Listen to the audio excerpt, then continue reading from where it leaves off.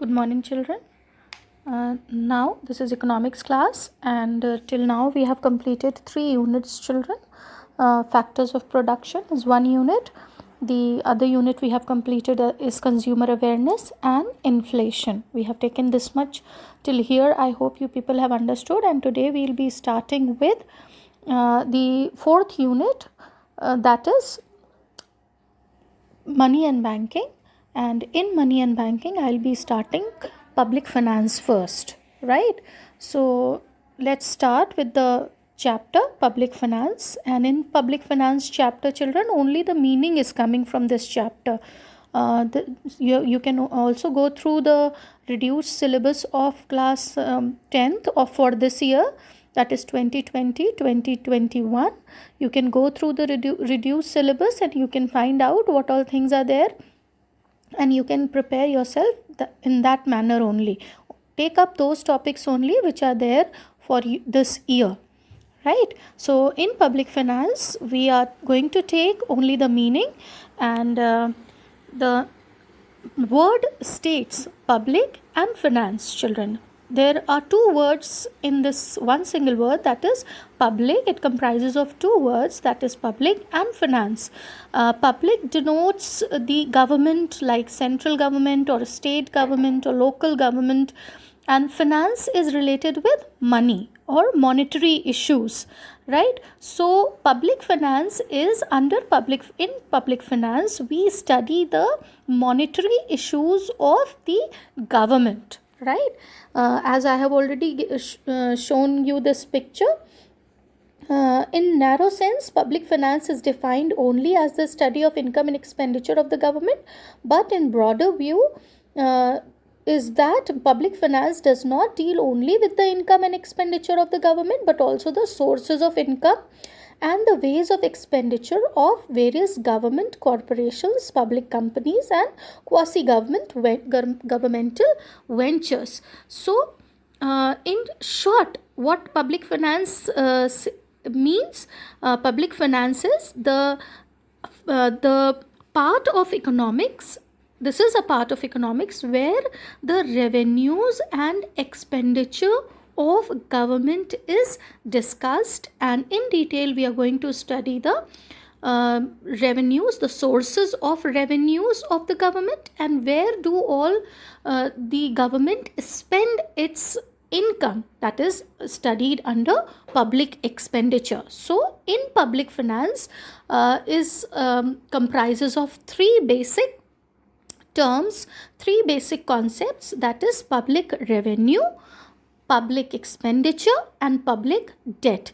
So public revenue is taking up all the sources of income for the government, sources of income. Then in public expenditure we'll see where all, in which all sectors government spend its incomes. Then in public debts we are going to find out from which all sources the government is taking loans from, right? So let's start with our public revenue, right? We have seen public finance, meaning of public finance, and I hope it is clear to you the meaning of public finance, that in this we study the income and expenditure of government, right? All the monetary issues related with government is studied under public finance, right? So now sources of public revenue, I have given you one chart sort of a thing, and in this you can just see the names, and we'll be taking in detail, we'll be taking one by one. I have just given the pictures so that it becomes more prominent to you, the topics becomes more prominent to you, children. The sources of public revenue. Before starting the sources of public revenue, I would just like to see the meaning, and once again I would like to discuss with the meaning of public revenue. The income of the government from all the sources is called public revenue, right? This is the first line of your chapter, public revenue, right? So the income of the government from all the sources is called public revenue, right? Now this public revenue, the sources can be taken from two there are two sources from where the public revenue can be generated, and that is tax revenue and non-tax revenue, children.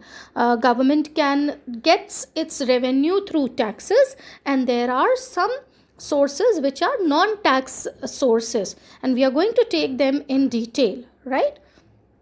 Let's study about the sources of public revenue. First, in your book is given tax, right? So tax are the most important source of the modern government in every country.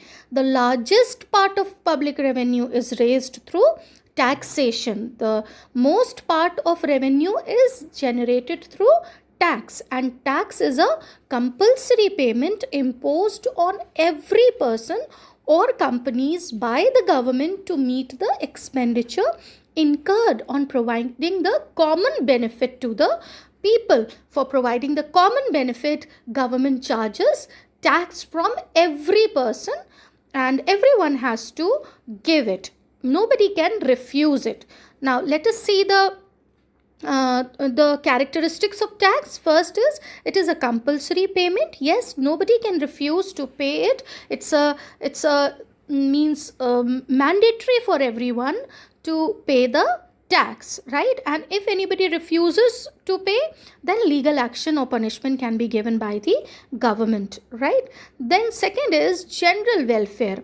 The tax which is collected by the government is used for general welfare, for providing the services for all the people of the country. Whatever is requirement of the people of the society, people as a community, people as a country, whatever is the common benefit required for them is being this tax is utilized in providing them the general utilities to these to the people of the country. And no quid pro.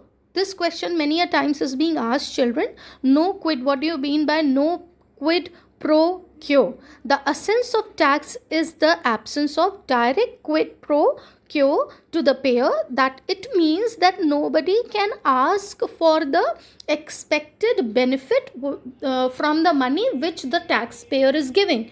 Like suppose we go to some shop and we give them 50 rupees and ask them for a pen. So when we are giving money, we are asking in return for a pen. But when the tax is paid, we cannot ask anything from the government that this much money we are paying as a tax and you have to give me this in return. So there is no quid pro quo question in tax payment. The tax payment is paid, and it's up to government that wheresoever they feel like the necessity is for necessity, wherever they will feel like the amount should be spent, they are going to make the decisions regarding it, right?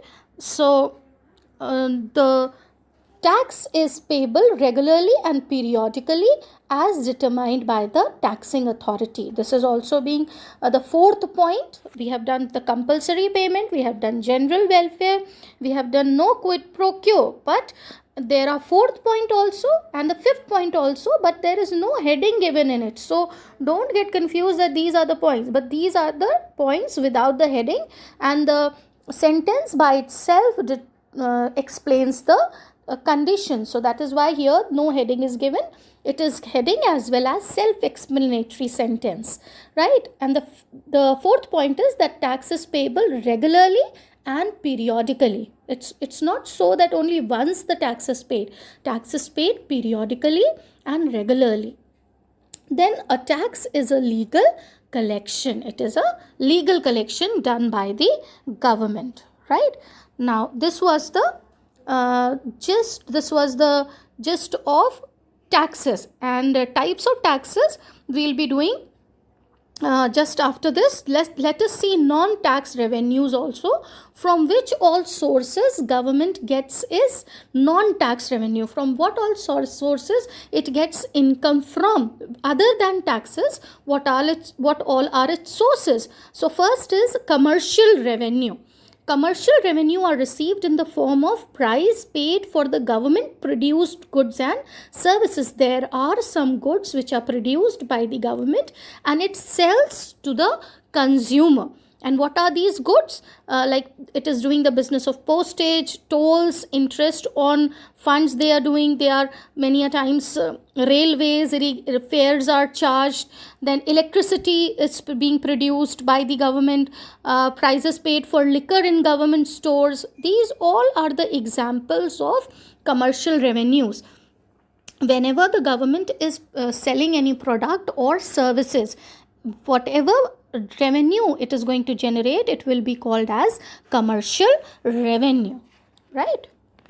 Then comes administrative revenue. Administrative revenue is when the government is generating revenue from maintaining law and order in the country. Whatever it is generating from that is many a times fees is being charged, some license fees is charged, many a time some fines and penalties are being asked just to maintain law and order, just to provide education to the country, to the people of the country. So whatever revenue is generated from these resources, this comes under administrative revenues, and under administrative revenues comes fees. Whenever the universities or some these universities or some other forms are issued by the government, whatever revenue they generate from that comes under fees. Then license fees, many a times some of the people wants some of the people want some license to operate something, like driving license is required, or if somebody has to open a liquor shop, they want license for it, so they have to pay some license fees also to the government. So whatever revenue is generated from this is called license fees. Then special assessments means many a times government provide some special benefits to some companies when they are opening their industries in some remote areas or some rural areas. In that case, government is particularly providing electricity or transport, roads to that particular industry, so they charge a special amount from them. So that kind of revenue when generated, it is termed as special assessments. Then fines and penalties. Many a times when something offensive is seen against the law, then government do charge penalties and fines from the public. And many a times you have seen that violating the law of traffic rules, if you violate, they charge you fines for that. Then whatever lawbreakers you will see, the government is going to charge them fines. So whatever revenue is generated through it is called fine. Forfeiture is, it refers to the penalty imposed by the court for the failure of individual to appear in the court. The judge is asking for the person to come and have their cases in front of the judge, but they get absent, they do not appear, and to complete the contract as stipulated times. This is a very insignificant source of public revenue. Then escheat is, this is the right of the government to acquire the property or the bank balance of a person who dies without having any legal hire or without keeping a will. If any person dies without that, then the government just takes the property and the bank balance of that person, and this becomes also a source of revenue for government. Then gifts and grants. Many a times some people give gifts to the government. Sometimes they provide some grants from the foreign countries or from some other country. Many a times it is being seen. So when it is within the country, it is seen that they are called gifts and grants, and when the help is coming from foreign, then it is termed as foreign aid, and that is also a source of revenue for government, and this is a non-tax revenue for the government. Then deficit budgets. In this case, when the government anticipates expenditure exceeds its anticipated revenue, there arises a deficit in government budget. If there is no other way of meeting this gap, the government has to issue new currency, and this is a source of public revenue for the government. So children, till now we have seen the meaning of public finance, meaning of public revenue, and the two sources of revenue, that is tax revenue and non-tax revenue. And we'll be taking taxes in detail in next video.